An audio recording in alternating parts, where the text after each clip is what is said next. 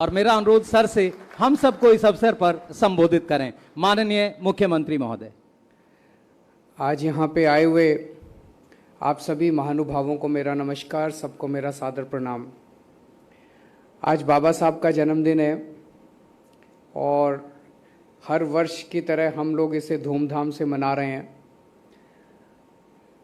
लेकिन आज एक स्पेशल हम लोगों ने काम किया कि हमारी दिल्ली के जो सबसे शानदार सरकारी स्कूल हैं, schools of specialised excellence, 30 school हैं। ये 30 के 30 स्कूल अब बाबा साहब अम्बेडकर जी के नाम से जाने जाएंगे। उनके नाम से, उनका नाम बदल के आज से होगा doctor B.R. Ambedkar school of specialised excellence.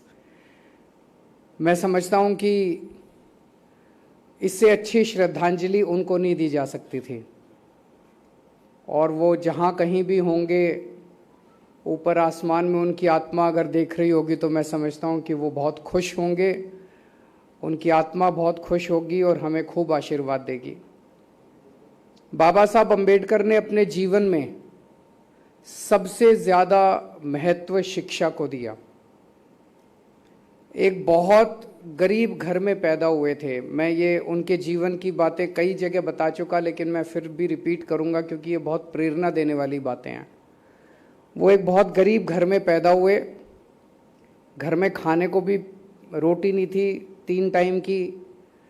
बहुत ज़्यादा छुआछूत थी उन दिनों में। स्कूल में जाते थे तो क्लास के बाहर बिठा दिया जाता था उस जाति के लोगों को। उस बैकग्राउंड से आके वो 1913-14 में कोलंबिया यूनिवर्सिटी PhD करने के लिए गए। मैं कई बार सोचता हूं कि आज के ज़माने में भी, और उसके बाद कोलंबिया यूनिवर्सिटी से PhD करने के बाद उन्होंने लंदन स्कूल ऑफ इकोनॉमिक्स से उन्होंने दूसरी डॉक्टरेट की। 2 डॉक्टरेट विदेशी यूनिवर्सिटीज से उन दिनों में की। मैं सोचता हूं आज के ज़माने में भी जब हमारे पास सारे साधन हैं, सब कुछ है, आज के ज़माने में भी लंदन स्कूल ऑफ इकोनॉमिक्स में एडमिशन लेना अपने आप में बहुत बड़ी बात है।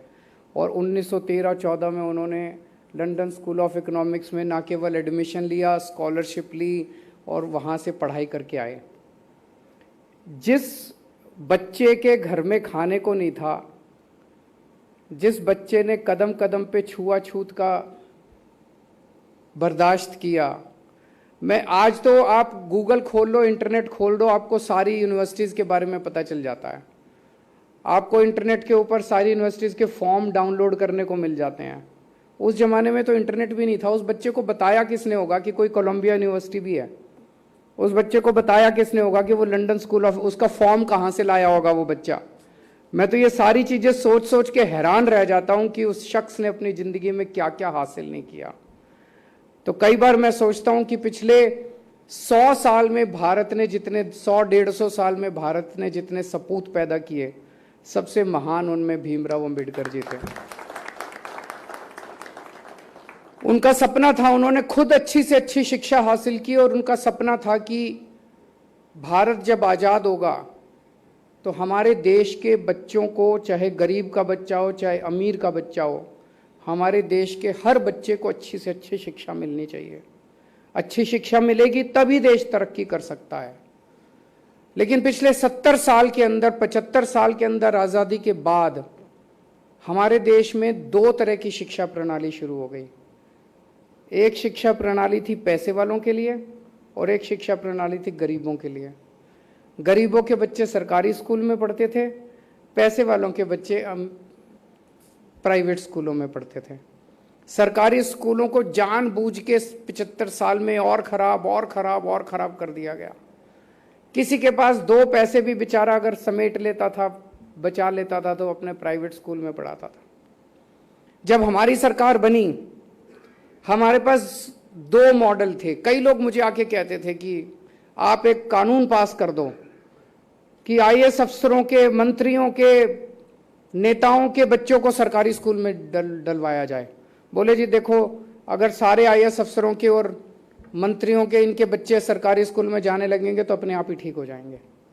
मैंने कहा हम ये मॉडल लागू नहीं करेंगे, हम दूसरा मॉडल लागू करेंगे। हम सरकारी स्कूलों को इतना अच्छा बना देंगे कि ये सारे लोग अपने आप अपनी इच्छा से अपने बच्चों को सरकारी स्कूल में भेजना चालू करें। जब हमने ये सोचा था और इस भावना को लागू किया, हमें उम्मीद नहीं थी कि इतनी जल्दी हम ये अचीव कर पाएंगे। 5 साल की सरकार में ही हम अचीव कर पाएंगे। 75 साल तक बाकी ये सारी पार्टियां, सारी सरकारें नहीं कर पाई।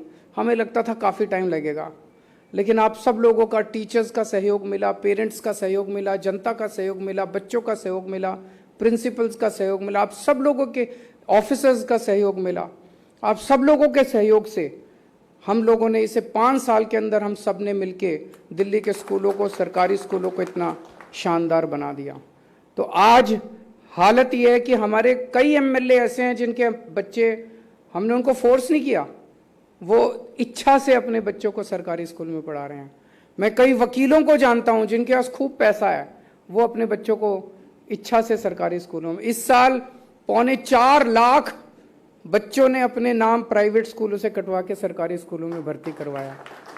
तो मुझे बेहद खुशी है कि बाबा साहब अम्बेडकर का जो सपना था कि इस देश के गरीब और अमीर बच्चों को एक जैसी अच्छी शिक्षा मिलनी चाहिए, वो सपना अब पूरा हो रहा है। एक दूसरी बात बड़ी अच्छी हो रही है आजकल इन दिनों में।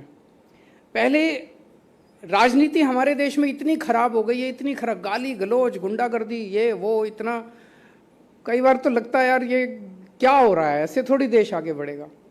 लेकिन पिछले कुछ महीनों से एक अच्छी बात हो रही है, राजनीति के अंदर स्कूलों की बात होने लगी है, आपस में कंपटीशन होने लगा है। दिल्ली में कहते हैं, हम लोग कहते हैं हमारे स्कूल बड़े अच्छे, वो कहते हैं इनके स्कूल बड़े गंदे। हरियाणा में हम कहते हैं इनके स्कूल बड़े गंदे, वो कहते हैं अपने पहले दिल्ली के स्कूल देखो। फिर गुजरात में हम जाके कहते हैं देखो इनके स्कूल बड़े खराब, वो कहते हैं अपने दिल्ली के स्कूल संभालो। अच्छी बात है, अब तू मैं स्कूलों पे हो रही है, ये अच्छी बात है, इससे सुधार। कल मैं देख रहा था, अभी 2-3 दिन से हमारी विरोधी पार्टियों के लोग दिल्ली के स्कूलों में घूम घूम के हमारी कमियां निकाल रहे हैं। तो एक एमपी को मैंने देखा, एक बाथरूम में गया, बाथरूम में एक टाइल टूटी पड़ी थी, उसके सामने खड़े होकर उसने फोटो खिंचवाई, देखो केजरीवाल के स्कूलों का क्या हाल है, टाइल टूटी पड़ी है। तो मैंने कहा इनका बुरा नहीं मानना, मैंने ऑर्डर किया भाई ये टाइल लगवाओ, तो हमने टाइल लगवाई। फिर एक एमपी को देखा, वो बोला देखो केजरीवाल, वो एक दीवार पे व्हाइट वॉश नहीं हुई पड़ी थी, बोला देखो केजरीवाल की दीवार कितनी खराब है, तो हमने दीवार ठीक कराई। तो वो कहते हैं निंदक नियरे राखिए, तो जो कमियां निकालेंगे, हम इनकी बुराई नहीं करेंगे, हम वो सारी, हमने तो कहा इनको कि जो कमियां, आप घूमो स्कूलों में। हम कई राज्यों में जाते हैं उनके स्कूल देखने के लिए, मनीष सिसोदिया जी 2-3 राज्यों में गए तो उन्होंने इनको गिरफ्तार कर लिया। क्या जरूरत है भाई गिरफ्तार करने की? हम तो कहते हैं भाई आओ देखो, हमारे बिना ही चले जाओ, देखो सारे स्कूल देखो, कमियां निकालो हमारी, हम उन कमियों को ठीक करेंगे। तो ये बहुत बड़ी आज बाबा साहब अम्बेडकर को हम श्रद्धांजलि दे रहे हैं कि देश की राजनीति में शिक्षा एक बहुत बड़ा मुद्दा बनता जा रहा है, स्कूल बहुत बड़ा मुद्दा बनता जा रहा है। अब जो नैरेटिव है राजनीति का, वो धीरे धीरे शिक्षा और स्वास्थ्य के ऊपर शिफ्ट हो रहा है। मैं एक बार फिर आज आप सब लोगों को बाबा साहब अम्बेडकर के जन्मदिन के अवसर पे बहुत बहुत बधाई देता हूं, और सभी टीचर्स को मैं बधाई देता हूं, शुक्रिया अदा करता हूं दिल्ली के लोगों की तरफ से कि जितना शानदार आप लोग काम कर रहे हैं, पूरे देश को आप पे गर्व है। Thank you. बहुत बहुत धन्यवाद सर। एक बार जोरदार तालियों से आप आभार व्यक्त करें सर का।